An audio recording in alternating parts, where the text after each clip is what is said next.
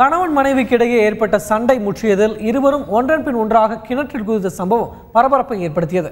இருவரும் உயிருடன் மீட்கப்பட்டனர். ஈரோடு மாவட்டம் சென்னிமலை அருணகிரிநாதர் வீதியைச் சேர்ந்த செந்தில் என்பவருக்கும் அவரின் மனைவி சுமதிக்கும் இடையே வாக்குவாதம் ஏற்பட்டது. அப்போது கணவரை பயமுறுத்துவதற்காக கிணற்றில் குதித்து விடுவதாக சுமதி கூறியுள்ளார். இதனை கணவன் நம்பாததால் அடுத்த கணமே கிணற்றில் குதித்தார் சுமதி.